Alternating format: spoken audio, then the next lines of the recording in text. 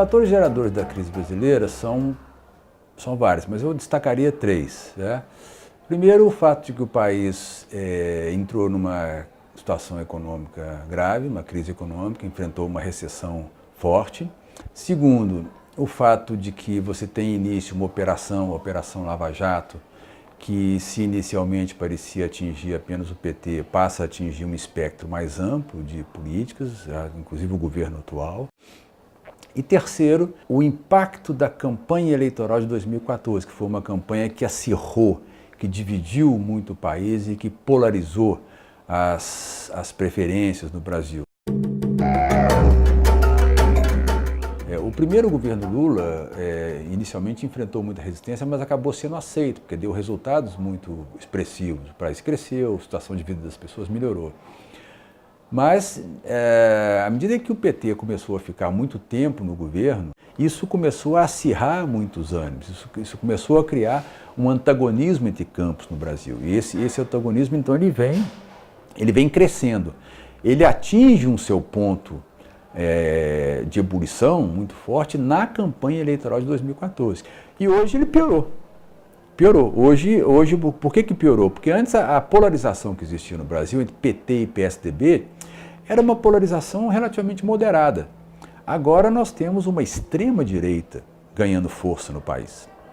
Essa extrema-direita não é conduzida pelo PSDB, mas ela surge como filho não esperado, vamos dizer assim, da campanha de 2014. E é claro que isso gera, então nós estamos vivendo um cenário de polarização intensa que foi crescendo e a eleição de 2014 aumentou isso. O impacto do impeachment da Dilma, quer dizer, muita gente achava que a saída da Dilma resolveria a crise no Brasil, que a Dilma era, vamos dizer assim, o elemento central da crise. Hoje é evidente que não é. Posteriormente à saída da Dilma, o país continua mergulhado numa crise profunda, a ponto de nós não termos a menor ideia de quem vai ser o próximo presidente da República. Isso é um sinal de uma grande incerteza.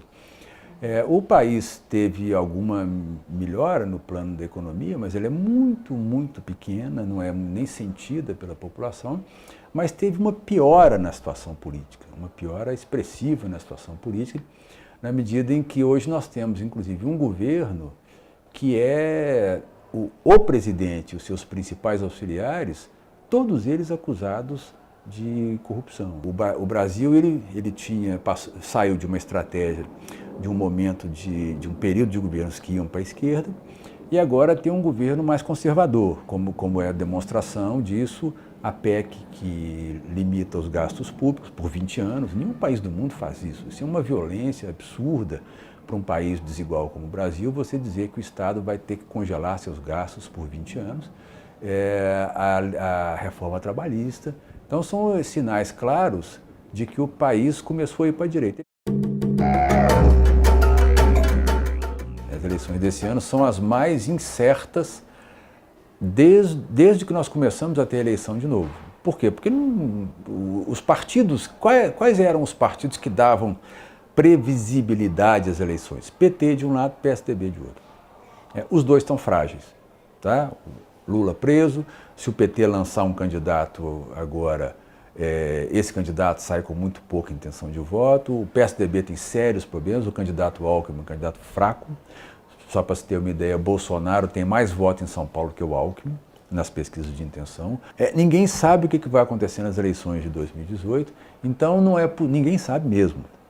Então não é possível apostar que ela vai resolver a crise. Ela pode até piorar a crise, esse que é o problema. Dependendo do resultado, nós podemos ter um agravamento da crise ainda. Quer dizer, então a eleição de 2018, ela até pode ajudar, mas ela pode também atrapalhar.